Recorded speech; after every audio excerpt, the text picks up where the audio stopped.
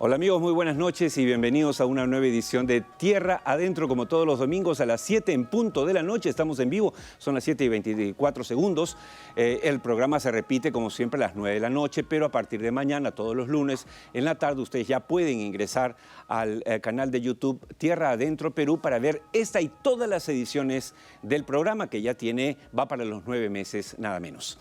Bien, hoy día es un día especial. Obviamente tenemos que felicitar, aunque no es el tema, este no es un programa deportivo, tenemos que felicitar obviamente a todos los aliancistas del Perú, ¿no es cierto?, que han ganado por segunda vez consecutiva la Copa. Así es que el descentralizado, y los felicitamos por supuesto a nuestro director, a Marco aquí en la Pluma, que es un fanático. Hemos tenido varias discusiones sobre el tema de quién es mejor, la U, la Alianza. Ese debate continuará, pero esta vez ganaron ellos. De acuerdo. Saludos a todos ustedes. Y con este ánimo festivo vamos a empezar hoy el programa con una entrevista que es una primicia que estoy seguro les va a gustar. Esta primicia, esta entrevista, llega gracias a Engie Energía Perú. Engie Energía Perú es una de las principales empresas de generación de energía eléctrica del país y actúa para acelerar la transición hacia una economía carbono neutral. Engie, 25 años generando la energía que acompaña al Perú. Bien, está con nosotros nuestro primer invitado, que es en este caso una dama. Es su nombre Isabel Tafur Marín. Ella es la flamante presidenta de Perú Petro. ¿Recuerdan ustedes, amigos, que hace algunas semanas decíamos en este programa cómo es posible que estemos un año con Perú Petro, que es la entidad que tiene que ver con los contratos petroleros y gasíferos en el Perú? Una entidad descabezada, ¿no es cierto? La dejó en diciembre del año pasado Ceferino Yesquén, la tomó por unos días y en medio de un escándalo el señor Salaverry. Y no podía estar una empresa tan importante, una institución tan importante sin cabeza, y nos alegra mucho saber que ahora está en manos nada menos que de una mujer. Buenas noches y bienvenida al programa, Isabel, y gracias por esta primicia, por esta exclusiva, porque es la primera vez que Isabel Tafur, la flamante presidenta de Perú Petro, aparece en una entrevista televisiva. Bienvenida. Muchas gracias, Oscar. Buenas noches. ¿Qué papel debe cumplir Perú Petro en la actual coyuntura mundial del sector hidrocarburos y en el caso peruano, obviamente? Creo que lo primero que tenemos que hacer ahorita es solucionar algunos problemas que después voy a detallar, pero lo importante es que tenemos que promover la inversión. ¿Cómo hemos encontrado la actividad en este reingreso que tengo a Perú Petro? Porque anteriormente he estado como gerente general. Durante los 3 últimos años prácticamente no se ha hecho actividad exploratoria. Así es. Y si no se hace actividad exploratoria, no sabes si tienes o no tienes los recursos. No puedes hacer ningún descubrimiento, ¿no? Entonces tienes que empezar con estudios, después viene la sísmica 2D y sísmica 3D. En el año 2014 se hicieron más de 2.000 kilómetros de línea sísmica 2D y 3D. En los últimos 3 años, 0 sísmica, 2D y 3D. La sísmica te da los indicios de dónde podrías encontrar petróleo. Pozos exploratorios, en los últimos 3 años, 1, y en el 2014, 6. Entonces diríamos que la actividad exploratoria es 0. Se tenían 90 contratos, un poco más de 90 contratos petroleros, y ahorita solo tenemos 31, de los cuales 2 son exploratorios y lamentablemente están en fuerza mayor. También tenemos que tener en cuenta la pandemia, ¿no?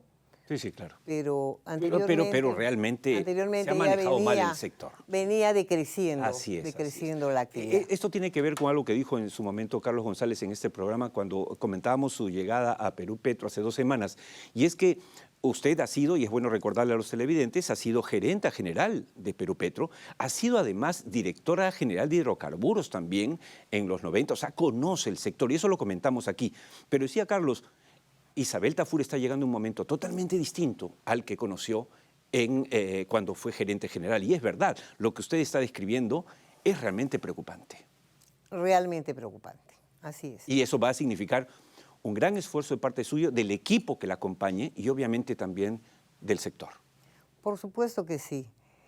Y yo realmente, este es un gran reto. amo a mi país, siempre he estado comprometida con el Perú, ¿no? He trabajado con el Perú profundo. En el Perú profundo he estado trabajando con muchas comunidades nativas, entonces conozco la problemática, tengo, como No es siempre una digo, teórica, usted. tengo la ventaja, Así de ser de Iquitos, soy loretana, entonces como que me mimetizo Exacto. con los problemas de mis coterráneos, ¿no? Claro. De las comunidades nativas. Ahora, usted está llegando además en un momento, si bien hemos hablado de las cosas preocupantes, también hay cosas muy interesantes.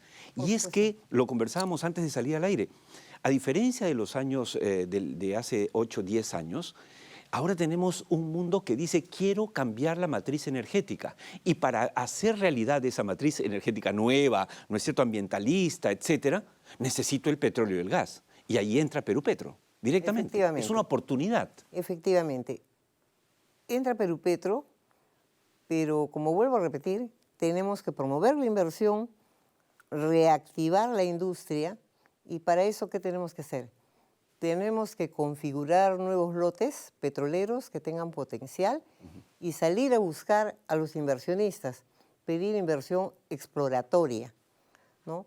Porque producción, si bien es cierto, tenemos muy poca, pero al menos tenemos algo que nos pueda sostener medianamente, Claro. ¿no? Sí necesitamos hacer actividad exploratoria, y esa es una actividad de alto riesgo y que tiene muchísimas inversiones. O sea, yo puedo perforar, gastarme $200 millones en un pozo y no encontrar nada, ¿no?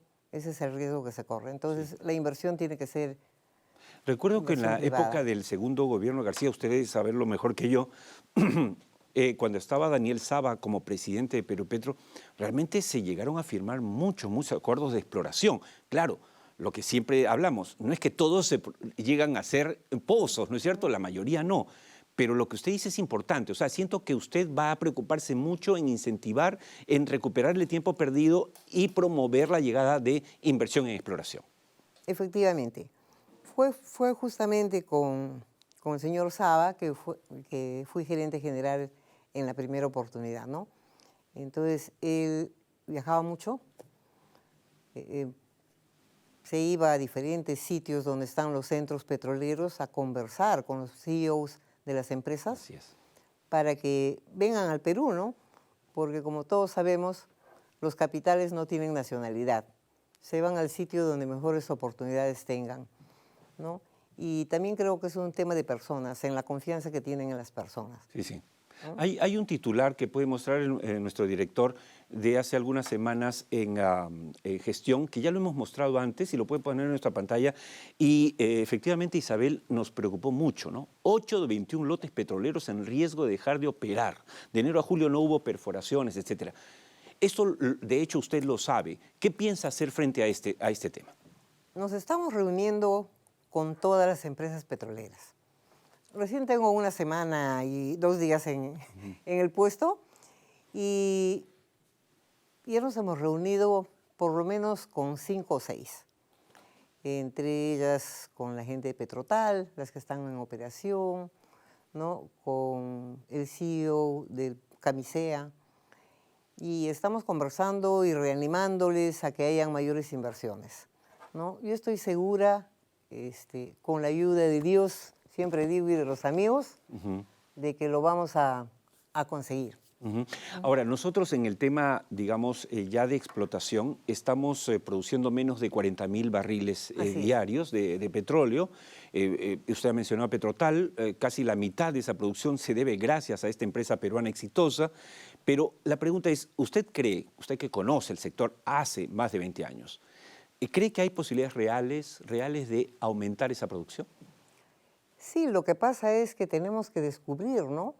Porque la cuenca viene desde Venezuela y Venezuela tiene un gran potencial, y la cuenca va bajando hacia Colombia, Ecuador, y llega a Perú, y como que fuera el tramo que no ubicamos los geólogos, los que realizan las actividades exploratorias, todavía no encuentran realmente dónde está el bolsón de petróleo en el Perú, porque de ahí se pasa a Bolivia y Argentina. Es cierto. ¿No?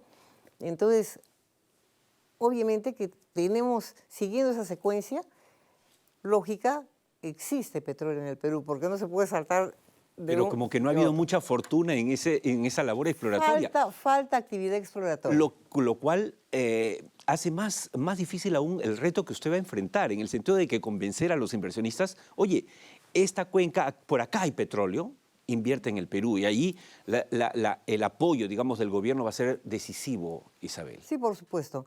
Y de eso se trata la configuración de lotes con potencial, ¿no? Se están haciendo estudios y ya están configurando los lotes. Tenemos que ver eventos internacionales a donde acuden las empresas más importantes del mundo, ¿no? Y empresas chicas, medianas y grandes a donde vamos a ir a hacer el roadshow para ofrecer los lotes, ¿no? Pero todavía estamos trabajando en la configuración. Y respecto al gas, que se habla poco, aunque en este programa hablamos mucho del gas, no solamente de la distribución, sino también la posibilidad, bueno, ha quedado en el camino, lamentablemente, y usted lo sabe muy bien, el tema de la seguridad energética debido al frustrado gasoducto sur, que digamos, todo el mundo coincide en que debe hacerse, el sur coincide en que debe hacerse, pero todavía no se echa a andar. ¿Cómo mira usted el horizonte del gas en el Perú? Creo que yo soy una fanática del gas natural. Estoy recontra convencida que es la energía que va a salvar al Perú. Empezando que el gas es un recurso con el que cuenta el Perú. Tenemos por lo menos para 50 años. ¿No? Ella quisiera Europa, ¿no? Para no pasar el frío que va a pasar ahora por el efecto de la guerra en Ucrania. Así es. Además es un recurso energético que es un hidrocarburo que es amigable al ambiente, ¿no? O sea, es poco contaminante y tiene un gran rendimiento. Por ejemplo, un vehículo que usa GNV, un taxi que usa GNV gasta 20 soles al día. Exacto. Si comparamos con un vehículo que utiliza un combustible líquido, que gasta mucho más, ¿no? 19 soles está un galón de 94, 95, entonces... Y además, claro, el diésel contamina más, etcétera, ¿no? Sí. Ojalá usted pueda, con este cargo, y de verdad a mí me da mucho gusto en lo personal que sea una mujer la que este gobierno haya designado a cargo, porque tiene que ver con los tiempos, que tiene que ver con su propio recorrido, pero hay que ponerle mucha fuerza. Y el tema del gas, ojalá que sea un leitmotiv para su gestión, Isabel. Sí, nosotros lo que vemos es, bueno, cuando se firma un contrato es por hidrocarburos, porque a las finales no sabemos qué cosa es lo que se va a encontrar, si se va a encontrar petróleo o se va a encontrar gas. Gas con un poco de petróleo, petróleo con un poco de gas. ¿Cuál es el tipo de gas que se va a encontrar, Así no? es. Porque hay gas seco y gas conjuntamente con líquidos. Así es. ¿No? Entonces, dependiendo de lo que se encuentre, se empieza el plan de desarrollo de los trabajos, ¿no? En este programa, Isabel, hemos conversado en exclusiva, ahora tenemos la exclusiva de esta entrevista con usted, que es la primera que da a un medio de comunicación, habiendo asumido recién hace una semana el cargo, y tuvimos también una entrevista exclusiva con la representante máxima para América de Fitch Ratings, que, para sorpresa de muchos televidentes, decía, el Perú goza de buena salud. ¿No es cierto? Sí, todas las fortalezas. Esas fortalezas, más allá del ruido político, ¿no deberían apoyar su gestión, digamos, para lograr traer la inversión que usted pretende? Por supuesto que sí, Oscar, ¿no? Creo que tenemos los recursos, creo que tenemos el personal técnico capacitado en Perú Petro, ¿no? Como para que puedan hacer una propuesta de áreas que sean atractivas para los inversionistas. Ahora, Perú Petro y Petro Perú. La gente confunde, yo a veces también, todo el mundo confunde. Perú Petro debió hace tiempo cambiarse a Agencia Nacional de Petróleo como en otros países de Latinoamérica, ojalá que usted lo logre. Pero bueno, más allá del tema semántico, ¿Perú Petro y Petro Perú deben o no deben trabajar coordinadamente? Por supuesto que sí. Por supuesto que debemos trabajar coordinadamente, ¿no? Perú Petro es la empresa del Estado que se encarga de promover las inversiones, de celebrar los contratos y de supervisar el cumplimiento de los contratos. Petroperú, bueno, ahora tiene actividades de explotación, ¿no? Refinación, almacenamiento y comercialización. Pero sí tendríamos que andar de la mano, porque, por ejemplo, el oleoducto es un activo recontra necesario para poder desarrollar la actividad. Porque, por ejemplo, el petróleo que se produce en los lotes de la selva norte, obviamente su camino natural es salir por el oleoducto, ¿no? Petrotal, por lo que sé, está haciendo el enorme sacrificio de, como no hay oleoducto, se va por barcazas. Por barcazas hasta Brasil. Hasta Brasil. El mundo Es al cierto. revés, Dios mío, ojalá. Sí, es cierto. Ojalá que realmente puedan coordinar esfuerzos. Sí, trabajamos en conjunto, ¿no? Estamos trabajando en conjunto, siguiendo las... Y conjuntamente también con el ministerio, que es el órgano, diríamos, matriz, ¿no? Entonces, tenemos reuniones periódicas y estamos tratando de solucionar todos los problemas. O sea, no solamente es el tema del oleoducto. Petroperú tiene el lote 192. Así es. ¿No? Y bueno, ya casi hemos llegado a un acuerdo, se están afinando algunas cosas y próximamente... Eso hay que destrabar estará... ese... ¿No es cierto? Que es. hay socios, que ya había uno firmado para que empiece a operar y el Perú gana. Y me hablaban del lote 10 como posible, que podría ser también operado por Petroperú ahora que tenemos nueva refinería. Más allá de la polémica, yo soy un convencido que sí debimos hacer esa refinería de Talara. Yo la he visitado cuando era la vieja y la he visitado de nueva y me parece que es un absurdo que todo el mundo, la gente que sin hablar y sin conocer empieza a hablar, porque necesitamos una refinería como esta. Pero claro, necesitamos petróleo también. Claro, pero existen muchos países que no producen ni gota de petróleo, como Japón, como Corea. Y tienen 20 refinerías. Y tienen 20 refinerías. Así es. Entonces tenemos países productores acá que la capacidad de refinación no es suficiente y la más cercana va a ser el Perú. Y obviamente por cuestiones económicas les va a convenir venir a Ecuador, Perú. para empezar. Por ejemplo, Colombia Ecuador, también. Colombia, claro. Chile, ¿no? Sí. Entonces, y por eso le decía que hay gente estamos que estratégicamente ubicados.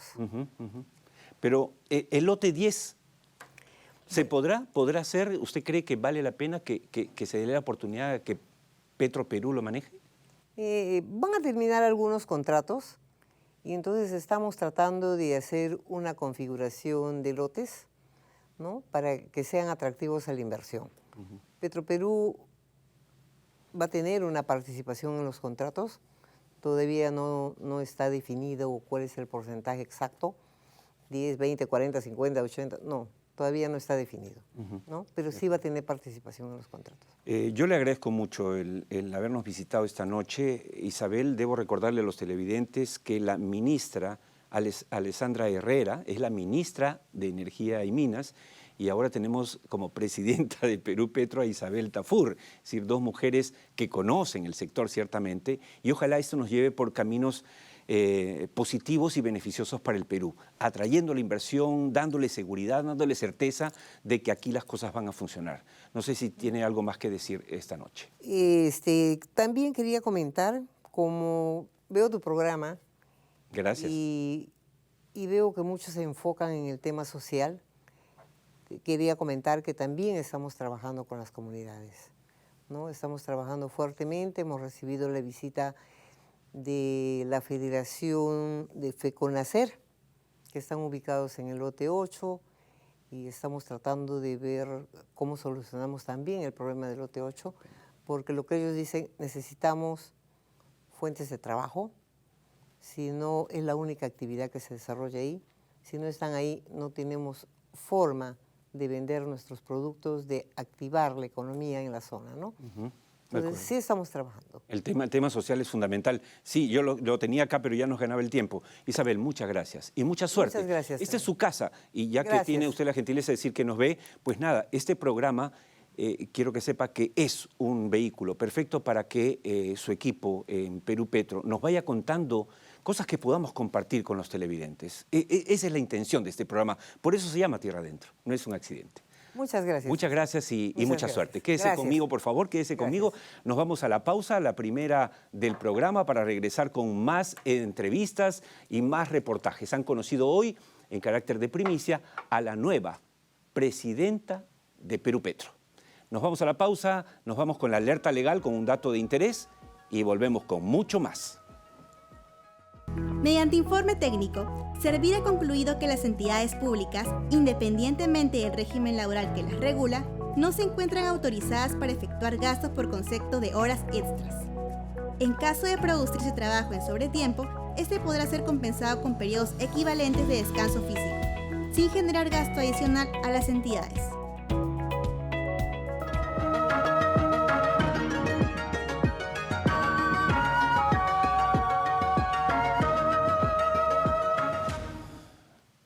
Después de la entrevista exclusiva que tuvimos en la primera parte con la flamante presidenta de Perú Petro, Isabel Tafur, empezamos este segundo bloque recordándoles que Tierra Adentro tiene redes sociales, ¿no es cierto?, las que están viendo en pantalla, pero en especial queremos invitarlos a ingresar a nuestro canal de YouTube Tierra Adentro Perú para ver esta y todas las ediciones del programa. Además, nuestro equipo segmenta también las partes del programa. Ustedes lo pueden ver íntegramente, pero también pueden ver una entrevista específicamente que quieran, un reportaje, unos datos duros, nuestros segmentos que les presentamos domingo a domingo. Así que están cordialmente invitados a seguirnos.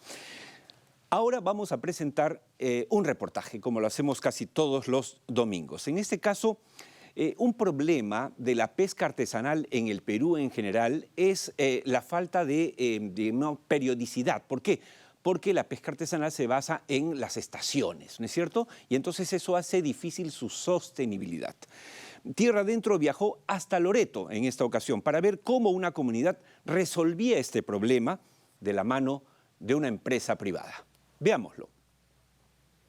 A 9 horas de la ciudad de Iquitos, en el corazón del Amazonas, Puinahua nos sorprende con una gran iniciativa emprendida por un grupo de pescadores de la zona que dejaron atrás la pesca artesanal para comenzar a criar y cosechar especies de agua dulce como el paiche y la gamitana en jaulas flotantes. Básicamente criar estos animales son como criar pues una gallina, un cerdo, cualquier ave de corral, lo que sea, solo que esta diferencia que es en el agua, ¿no?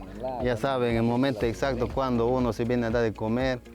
A 35 grados desde la Amazonía peruana, Tierra Adentro llegó para conocer uno de los proyectos acuícolas que por primera vez se viene desarrollando en el distrito de Puinahua, cambiando la vida de los pobladores de esta parte de la selva. Durante años, hasta el más entusiasta poblador puinahuino jamás hubiese imaginado que una de las actividades productivas a la que se dedican de manera artesanal, la pesca, cambiaría totalmente por un método de producción más sostenible, económico y ambiental, como es el sistema de jaulas flotantes en conchas naturales.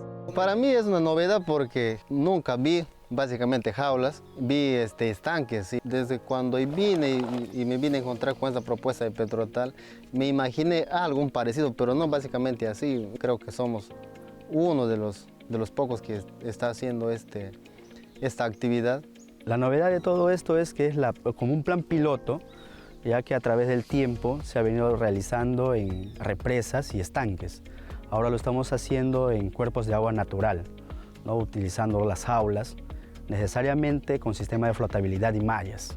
Este proyecto acuícola que se desarrolla en 3 etapas fundamentales, siembra, crianza y cosecha, y que permite cultivar hasta 1 tonelada de paiches y gamitana, es una iniciativa apoyada por la empresa Petrotal, que opera con el lote 95 y que, consciente de su rol con las comunidades aledañas, busca generar mayores oportunidades de desarrollo para la población. Es así que alrededor de 50 familias del distrito de Puinahua son las principales beneficiarias de esta idea innovadora.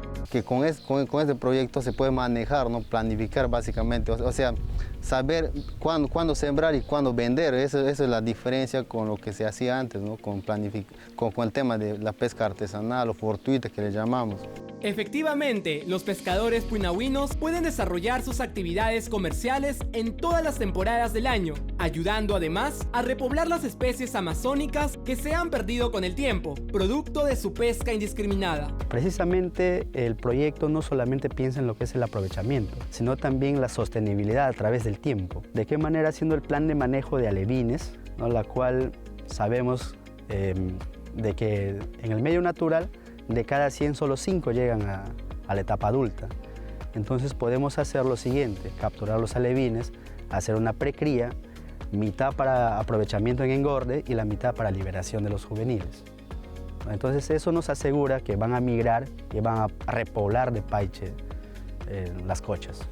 Estos hombres de río dedicados a la pesca, una de las actividades más antiguas de la historia de la humanidad, por primera vez en la Amazonía, lograron formalizar su actividad ante el Ministerio de la Producción, que los reconoce como empresas acuícolas locales. Todo gracias al decidido apoyo del proyecto Servicio de Asistencia Técnica Integrada SATI, desarrollado por Petrotal. Ahora somos formales, somos registrados, reconocidos por Produce, por el Ministerio de Producción.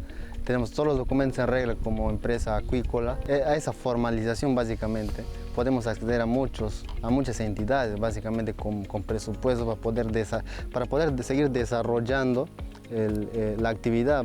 Así como se cumple con la ley, también es una gran responsabilidad hacer lo propio con el ecosistema. Es por ello que las estructuras circulares construidas en diferentes cochas del distrito de Puináhuac cumplen los estándares de calidad que permiten un mejor desarrollo de la producción pesquera. La instalación de las jaulas se ha cumplido con ciertos parámetros de utilizar materiales inertes que no causan contaminación en los cuerpos de agua.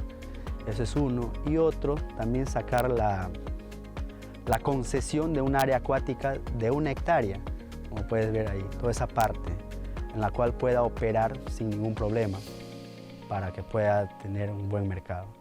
Por si fuera poco, dentro de una visión integral, otro de los ejes de esta importante iniciativa es contribuir también con el cultivo de la flora nativa de la zona, como modo de reforestación y recuperación de la vida silvestre. Especialmente no tan solo para nosotros un aprovechamiento, sino también para los peces, para la comida de los peces. Por eso es lo que nosotros queremos, sembrarlo al perímetro de la cocha para aprovecharle del fruto para la venta y poder recursear nosotros más por delante. A miles de kilómetros de Lima, donde el Estado está poco presente, una empresa petrolera peruana y los pobladores de una comunidad aledaña caminan juntos la senda del desarrollo y la convivencia pacífica, teniendo como telón de fondo el pulmón de la humanidad. Realmente es impresionante cómo una empresa privada, en este caso Petrotal, puede cambiar la vida de tanta gente en su área de influencia. Esta es la historia en el caso de una empresa petrolera exitosa, con sensibilidad social, pero a lo largo de estos casi 9 meses les hemos ido presentando reportajes de empresas mineras, gasíferas y petroleras, porque esto no lo muestra la televisión. Y es necesario que la gente sepa, en base a testimonios reales, no hablan solo los gerentes, sino la gente que es tocada por estos proyectos, la que aparece en tierra adentro, y por eso nace este programa. Nos vamos ahora a la siguiente entrevista que llega gracias a Viceversa Consulting. Las empresas de hoy necesitan mantener buenas relaciones con las comunidades y reducir los posibles impactos ambientales de sus operaciones. Por eso y para eso, desde hace 22 años, Viceversa Consulting gerencia soluciones.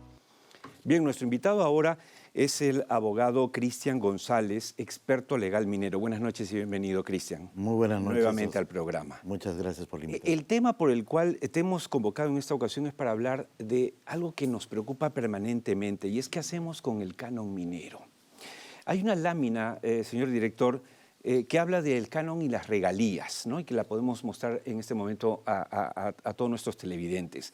Miren ustedes, amigos de Tierra Adentro, cómo ha crecido el aporte de estos recursos en los gobiernos locales y regionales. Es impresionante.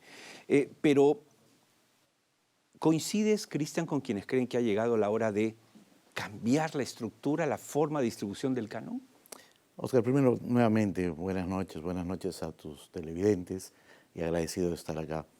Ya vas por los 9 meses, ya casi, y es un éxito y felicitaciones a ti y a todo tu equipo. No solo coincido con que debe haber un cambio, sino que lo primero que tenemos que hacer es que a veces hablamos en duro, hablamos en difícil, y lo que tenemos que hacer es que nos entienda el peruano de a pie, que nos entienda el que está en la localidad. Y muchos me preguntan, ¿qué es el canon? Y lo preguntan en forma reiterada, ¿no? Y el canon no es otra cosa que la distribución del 50% del impuesto a la renta a los gobiernos locales, a las regiones y a las universidades de donde se extrae el mineral. Entonces, si queremos hacer un cambio, primero tenemos que hablar en sencillo. Y tenemos que hablar claro para la gente de a pie y sobre todo para la gente que está alrededor de una actividad minera. Lo segundo por hacer es decir, bueno, si ha habido, ¿en qué etapa estamos en este momento, ¿no? ¿Qué es lo que se está haciendo con el canon o qué es lo que está aconteciendo hoy en día con el canon minero? Entre el año 2007 y el 2013 tuvimos lo que llamamos el boom minero. Y ni siquiera en esas fechas tuvimos tantos ingresos por canon como ahora. Exacto. En el 2022 hemos pasado a tener 7.844 millones de soles repartidos o entregados a los gobiernos locales, regionales. En el 21. En el 22, que corresponde a los ingresos obtenidos en el 21. De acuerdo, para ordenarnos, claro. Exacto. Son resultados económicos del 21 que se distribuyen en el 22, totalmente. Exacto. De acuerdo. Y eso trae a colación otra cosa. Sí. El 2023 serán los mismos, ojo con eso. Y como te decía, en el 2007, que fue un año extraordinario, se repartió 4.584. O sea, estamos casi al doble y a 2.6 de lo repartido el año pasado. Pero el drama, Cristian, es que eso no se condice con la realidad porque no hay ejecución presupuestal. Y creo que tenemos una lámina sobre este punto, señor director, que es justamente el tema de la ejecución presupuestal, ¿no es cierto? Y eso es lo que nos hace pensar en que hay que repensar, ¿no es cierto? Aquí están, por ejemplo, la ejecución del canon viene reduciéndose en la última década, lo que decías, Cristian. Exacto. Y ahí viene, ya sabemos qué es el canon, hemos tratado de hablar lo más sencillo porque el tiempo en televisión es corto, hemos identificado qué es lo que tenemos sobre la mesa y ahora hay que identificar cuál es el problema. El problema tiene 5 aristas. Uno, que no gastamos a tiempo, la ejecución o la falta de ejecución está alrededor del 30%, solamente se ha ejecutado 30% de lo entregado. A agosto solamente el 30%, o sea, 70% no se ha ejecutado. Segundo, no sabemos en qué gastar, que ese es el otro problema. ¿Por qué? Porque no tenemos personal capacitado o acompañado por el gobierno central para que pueda saber en qué gastar. Tercero, no estamos llegando a los que realmente impacta la minería, porque se queda en los gobiernos locales, se queda en los gobiernos regionales, pero no baja a las comunidades campesinas, no baja a los centros poblados. Entonces ellos te preguntan, ¿de qué chorreo estamos hablando? Más bien te dicen, ¿de qué choreo estamos hablando? ¿No? Entonces, ese es el tercer grave punto en este tema. Y finalmente, hay que saber que la inversión pública, a mérito de esta gran cantidad de dinero, es casi de 2 soles que se invierte en inversión pública, 1 sol representa canon minero o regalías. Entonces, el problema no es plata, tenemos un montón de dinero, sino es el cómo administrarlo. Un problema de gestión pública que se está yendo de repente en gasto corriente y no en obras que cierren brechas. Ahora, esto quiere decir, y tú eres abogado, Cristian, posiblemente requiere de un cambio constitucional y hay una lámina que muestra este tema. Y es justamente el hecho de que creemos que urge un cambio constitucional sobre la autonomía de los gobiernos subnacionales. Es un tema sensible. En pocas palabras y con la misma claridad que nos estás hablando, ¿en qué consistiría este cambio constitucional? Antes de eso, debemos recordar a Antonio Raimondi, ¿no? Que te decía, el Perú es un mendigo sentado en un banco de oro. Pero yo quiero cambiar un poquito esa frase a mérito de esto que preguntas. En realidad es dura la frase, pero en serio somos un parludo con una bolsa de dinero abrazada, porque el recurso lo tenemos, pero no sabemos o no tenemos la capacidad para gastarlo, y eso es un tema de educación. El cambio viene, y como viene en este programa siempre se ha dicho, no solo por plantear el problema, sino por dar soluciones. Conversando con los expertos, compañeros que viven esto día a día, compañeros abogados, me dan 3 planteamientos que quería esbozar contigo. El primero, sí, un cambio en la norma para que exista una revisión al sistema de la distribución. O sea, hay que revisar cómo se está distribuyendo este canon minero. ¿Por qué? Porque hay mucho que no se está ejecutando. Exacto. Entonces, ¿por qué no creamos un fondo del dinero que no se ejecuta, pero para ejecución en la misma región, o sea, intrarregional? Los municipios, el gobierno regional, el dinero que no lo hayan sabido ejecutar o que no lo hayan ejecutado, volverlo a distribuir en la misma región, pero justo a las municipalidades, a los distritos, que no hayan tenido el gozo de tener este beneficio. Para que eso ocurra, ¿hay que crear algún marco jurídico? De todas maneras. Hay que cambiar o modificar el que actualmente existe, poniendo unas pinceladas de artículos que te permitan hacer eso. Como está actualmente, no se puede hacer. Entonces, la primera es hacer un fondo redistribuyendo en forma mejor lo que no se ha ejecutado. Lo segundo sería, ¿por qué no cambiamos y llegamos a esas comunidades campesinas, a esos poblados con esta redistribución? O en esta redistribución de lo no ejecutado, ¿por qué no también cerramos una sola brecha por año? Me explico mejor. Si la brecha de salud en la región Moquegua no ha sido atendida adecuadamente con este canon y se ha devuelto canon, bueno, el próximo año ejecutemos todo ese canon sobrante solamente a cerrar esa brecha. Y finalmente, como les decía... Claro, para tratar de dejar de tratar de solucionar todos los problemas y no solucionar ninguno, sino concentrarse en cosas que realmente se puedan cumplir, ¿de acuerdo? Y entrar en el tema de distribuir de acuerdo a densidad poblacional, porque tenemos municipalidades que tienen poca población con mucho dinero. Entonces, mucho dinero en pocas manos generalmente genera distorsión y corrupción, ¿no? Que ese es uno de los grandes males. Totalmente. Y te traigo una tercera, que es de la academia. Tú sabes que también enseño en las universidades. Y si te puedo robar unos minutos para poder saludar a mis alumnos de la UNSA y de la UNAM de Moquegua, 2 universidades nacionales que gozan de este beneficio del canon. Vale la pena decirle a los amigos televidentes que además Cristian ha tenido la gentileza de, aprovechando unas gestiones personales, visitarnos porque él básicamente está en la zona sur del Perú. Pero sigue, por favor, para redondear ya, terminar. Y terminar el tema es, ¿por qué no en esta ayuda de todos los peruanos a hacer un mejor esfuerzo, unimos los gobiernos, el gobierno central, el gobierno local, el gobierno regional, con la empresa privada y la academia? ¿En dónde entra la academia en este problema? Que ellos podrían realizar los expedientes técnicos de los proyectos que cierren brechas a nivel de ejecución. Y ellos, la academia, entregarle esto a las municipalidades o a los gobiernos regionales para que ya puedan ejecutar, quitándoles esta carga pesada de tener que ingresar a la gestión pública para poder recién hacer proyectos. La academia podría no solo hacer estos expedientes a nivel de, no solo perfil, sino expediente, y también de repente supervisar la ejecución de los mismos. Así que por la academia también tenemos una solución que gozan de este canon. En estos minutos de conversación has soltado, digamos, algunas pautas, algunas ideas muy concretas que deberían ser tomadas en cuenta por las autoridades, por los legisladores también, y dejémonos por favor de tratar de matarnos entre los peruanos.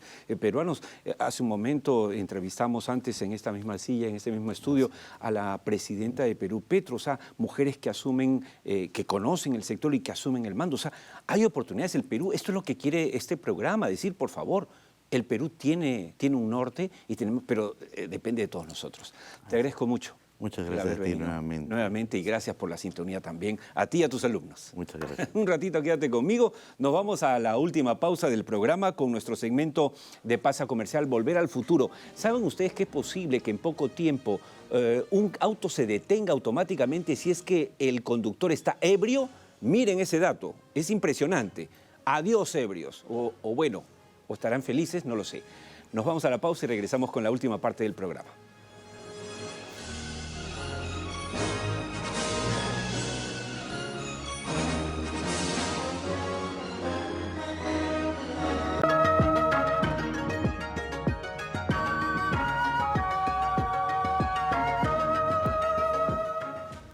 Entramos raudos y veloces al último segmento de hoy de Tierra Adentro. Nos vamos a comunicar con José González, que normalmente se encuentra en Nueva York, donde reside, pero que está de visita en nuestro país. Pero ahora, para no perder la costumbre, está en el extranjero, pero un poquito del extranjero más cerca, Arequipa. Buenas noches y bienvenido, José González. A ver si me lo pueden poner aquí. Hola, ¿cómo estás? Hola, Oscar. Encantado. ¿Cómo estás? En Arequipa. En el extranjero para los peruanos, pero en patria propia, arequipeño. Perfecto. José, estamos corriendo ahora como tú sabes cómo es esto. Este fin de semana viene sosteniendo una serie de reuniones y presentaciones en Arequipa, donde estás en este momento, hablando sobre todo del sur minero. ¿Cuál es la esencia de estas exposiciones tuyas en Arequipa y Moquegua? Invitado por la Universidad La Salle, la Cámara de Comercio e Industria de Arequipa, y la Universidad San Pablo, la Universidad Católica San Pablo aquí en Arequipa, para hablar de las condiciones de la economía post-COVID y el impacto que van a tener en las dinámicas económicas internacionales, regionales, peruanas y locales, y fundamentalmente el impacto en la minería. Y subrayar, Oscar, lo que hemos dicho en Tierra Adentro en estos 9 meses, el sur peruano, por concentrar la producción de cobre y las reservas de cobre hacia el futuro, está en una encrucijada que en la transición energética y en la recomposición del uso de energías y de la ubicación geoestratégica en la geoeconomía post-COVID, de acuerdo a Rusia, y las dinámicas con China, y las perspectivas y las expectativas de crecimiento en el sur peruano pueden ser extraordinarias, siempre y cuando se solucionen los conflictos sociales que tienen detenidos ciertos proyectos mineros, que se lleguen a ciertos acuerdos mínimos, a los cuales además son ineludibles en la medida que las reservas de cobre de Perú y Chile, como lo he mencionado, que son el 40% de las reservas de cobre global, hacen más o menos inevitable que el desarrollo llegue a la región sur del Perú en las próximas décadas. Cierto escepticismo, las circunstancias actuales no son las mejores, pero les decía en una presentación, es como imaginar Arabia Saudita en 1914 y hoy varias décadas después. Claro. El potencial se realizó, la riqueza se hizo, claro, y los resultados están allí. Debería suceder lo mismo en Arequipa en la medida que se tengan, y en el sur en general, nuevas perspectivas de cara a la producción de cobre. Claro, de acuerdo. Tenemos que terminar con este cortoplacismo peruano que es tan nefasto, ¿no? O sea, y hay que mirar hacia adelante. El segundo tema, rapidito. Esta semana se dieron las cruciales elecciones de medio término en los Estados Unidos. Ahora, felizmente, no se cumplieron estos augurios posibles de que los republicanos de Trump podrían haber arrasado en estas elecciones. ¿Cuál es el verdadero impacto para el mundo de los resultados? Correcto. Justo hoy día Nevada se declara a favor de los demócratas y CNN ya señala que los demócratas mantienen la mayoría en el Senado con 50 asientos. Solo falta uno. En Georgia en un mes va a haber una segunda elección porque ninguno de los candidatos llegó al 50%. Los demócratas podrían tener 51 asientos y los republicanos 49, por lo tanto mantienen la mayoría en el Senado. Y en la Cámara de Representantes están 204 contra 211 y quedan todavía 20 asientos por definirse y la mayoría son 218 asientos. Es muy probable que los republicanos tengan la mayoría en la Cámara de Representantes, pero por un margen mínimo, probablemente menos de 5 asientos, lo cual limitaría la capacidad del Partido Republicano como oposición a la administración Biden de desviar las políticas que Biden ha emprendido en sus 2 primeros años de gobierno. De acuerdo. Biden acaba de estar en la COP27 en Egipto, va a una reunión con Xi Jinping. Lo importante en lo que corresponde a tierra adentro del Perú y de lo que seguimos hablando, que es el potencial metálico y mineral peruano, es que las propuestas de transición energética, promoción a la minería verde, a la energía verde de la administración Biden, no serán detenidas por los republicanos y podemos contar con un acercamiento a América Latina que pasa por el Perú, pasa por normalizar la relación con Venezuela y tener un entendimiento en este nuevo momento político que vivimos en la región. José, sigue disfrutando de la comida arequipeña, de ese sol esplendoroso de Arequipa, y te esperamos la próxima semana en estudios. Muchas gracias. Buenas noches. Un placer. Bien, y con esto nos vamos de inmediato con Lavalier, que nos presenta la entrevista del cierre.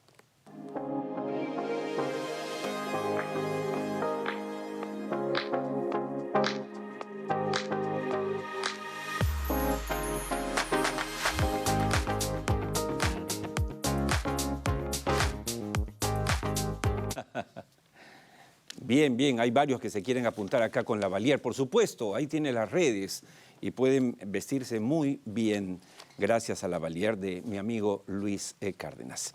Bien, tenemos que presentar ahora a Juan Carlos Tázara, socio de Edifica Corp SAC. Bienvenido al programa. Gracias, Oscar, por la invitación. Vamos a hablar de buenos negocios. Este programa también quiere promover, obviamente, el crecimiento, la mejora de los peruanos. De eso se trata. Y te hemos invitado, Juan Carlos, porque sabemos que se ha creado un fondo peruano en Miami. Quiero que nos cuentes un poco de esto. En los últimos 2 años, por ejemplo, de pandemia, el ahorro de los hogares ha aumentado de manera importante y la tasa de interés se ubica en valores reales negativos, lo cual ha favorecido el mercado inmobiliario. Ahora, Florida ha demostrado resultados económicos muy favorables en Estados Unidos, a diferencia de otras zonas de Estados Unidos, y a pesar de los malos augurios, la recesión, etc. Dentro de ese contexto, ¿cómo se instala el proyecto de ustedes?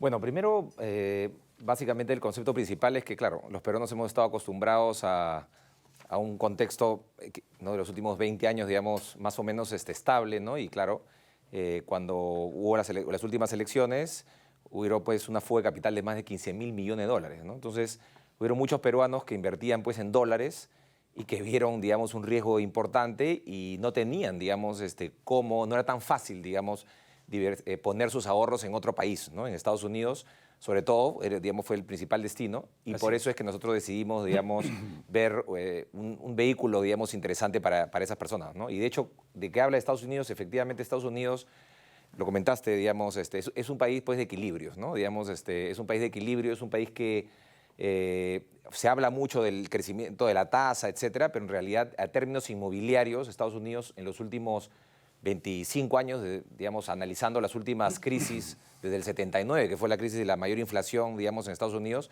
en realidad la única crisis que bajó los activos inmobiliarios fue la crisis subprime, ¿no? La crisis con fundamento inmobiliario, ¿no? Entonces, Así es. En realidad, claro, y obviamente Estados Unidos es difícil. Es como un continente, ¿no? No se puede hablar tanto de generalidades. Ya hablando de Florida, Florida está cambiando radicalmente lo que uno está acostumbrado a ver de Florida. Antes, es digamos, impresionante el crecimiento. Bueno, para empezar, las estrellas son efectivamente Miami y Orlando, pero en realidad Florida, Tampa, West Palm Beach, que son preciosos además, están teniendo un crecimiento tremendo. Mira, de agosto de 21 al julio del 22, los inversionistas peruanos han destinado aproximadamente 490 millones de dólares para inversión en propiedades inmuebles en Miami solamente. ¿Es así? Sí, y probablemente son uno de los pocos que, digamos, que invirtieron en Miami y que ganaron plata, porque en realidad la mayoría de los otros vehículos de inversión fueron negativos el año pasado, ¿no? O sea, Florida está pasando por un cambio que realmente nunca se había visto en Florida, porque antiguamente, digamos, se mudaban más personas que no eran norteamericanas, ¿no?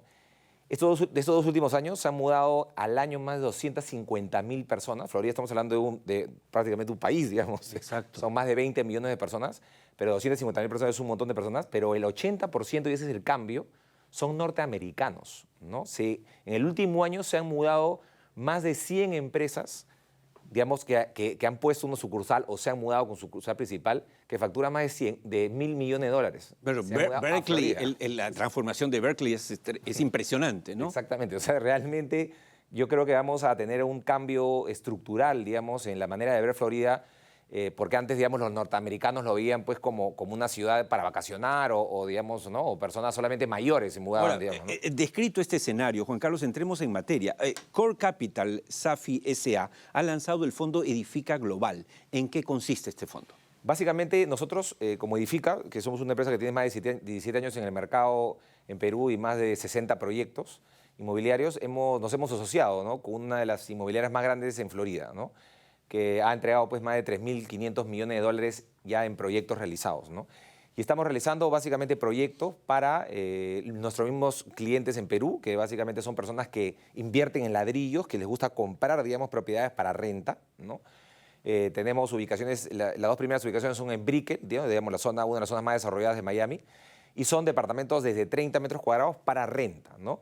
Y además de eso hemos desarrollado un fondo, como tradicionalmente lo desarrollamos en Perú, para que personas puedan invertir, digamos, ya si no quieren comprar, digamos, un departamento, pueden comprar una participación de fondo invirtiendo desde Perú, ¿no? Con una empresa que conocen, con una empresa que ya los atiende hace muchos años en el mercado inmobiliario, ¿no? Porque justamente nos hemos dado cuenta que hay que diversificar. ¿Y de qué retorno, que es lo que estoy seguro varios quieren apuntar? ¿De qué retorno estamos hablando? La serie que tenemos ahorita activa, estamos hablando de 13 y 15% anual en dólares. Está buenísimo. ¿no? Que digamos, es súper bueno, ¿no? Es obviamente un retorno aproximado, ¿no? Sí, ya que es claro. una inversión inmobiliaria. Claro.